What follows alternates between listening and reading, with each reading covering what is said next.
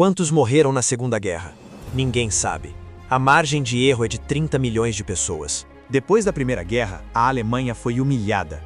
Perdeu território, foi proibida de ter exército e ainda teve que pagar uma dívida impagável. O dinheiro alemão perdeu tanto valor que queimavam cédulas para se aquecer, porque a lenha era mais cara. Aí veio a Grande Depressão. A Bolsa de Nova York quebrou em 1929 e arrastou o mundo inteiro. Desemprego, fome, desespero total. E no meio desse caos, um partido radical começou a ganhar força na Alemanha, o Partido Nazista. Em 1933, Hitler virou chanceler. Em 1934, líder absoluto. Ele ignorou todos os tratados, reconstruiu o exército e começou a tomar territórios vizinhos. Cada vez que alguém ameaçava reagir, ele avançava mais. Em 1939, ele escolheu a Polônia. Inglaterra e França disseram que iam reagir dessa vez. Hitler invadiu mesmo assim, porque esse era plano desde o começo. E a maior guerra da história tinha acabado de começar. A França segurou a Alemanha por 4 anos na Primeira Guerra. Na Segunda, caiu em 6 semanas. Hitler não ia repetir o erro das trincheiras. Ele criou a Blitzkrieg, a Guerra Relâmpago. Tanques, aviões e infantaria atacavam juntos, num ponto só, na velocidade máxima. Abriam um buraco nas defesas inimigas antes que eles conseguissem reagir. Era impossível de defender. Abril de 1940, Dinamarca e Noruega. Maio, Bélgica, Holanda e Luxemburgo. Junho, soldados nazistas marchavam em Paris. Eles desdobraram a suástica na Torre Eiffel e a França se rendeu.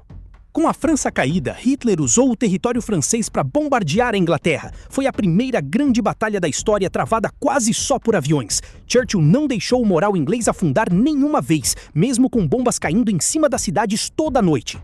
Mas no meio de tudo isso, Hitler cometeu o erro que nenhum general na história conseguiu sobreviver: abrir 2 frentes de guerra ao mesmo tempo. O próximo alvo era a União Soviética, um país com que ele tinha um pacto de paz. 7 de dezembro de 1941.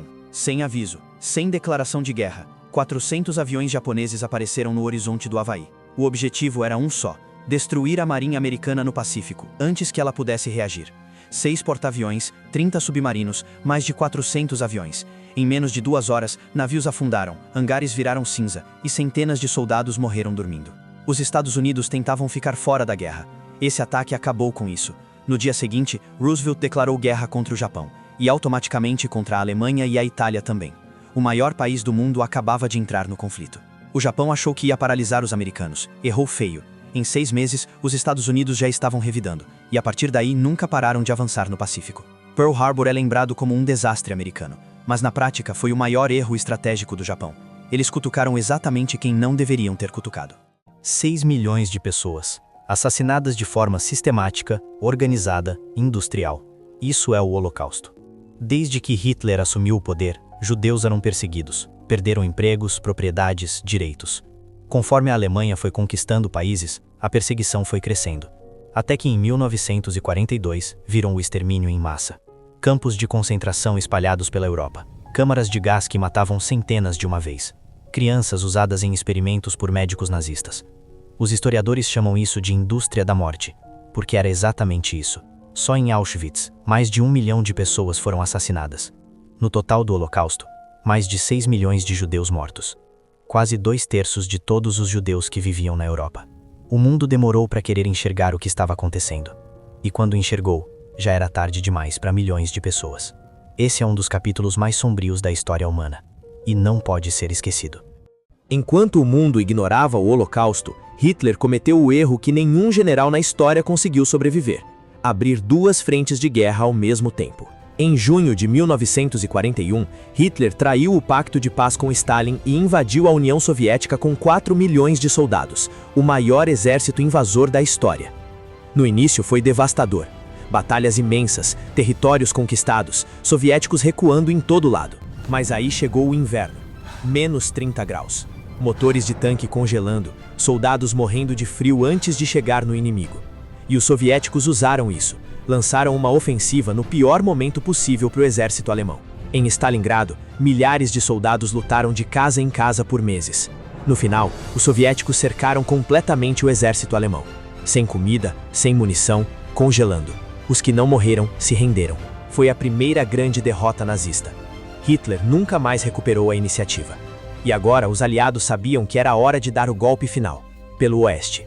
O dia D estava sendo planejado. 6 de junho de 1944. 156 mil soldados. 5 praias. Um objetivo: acabar com Hitler de vez.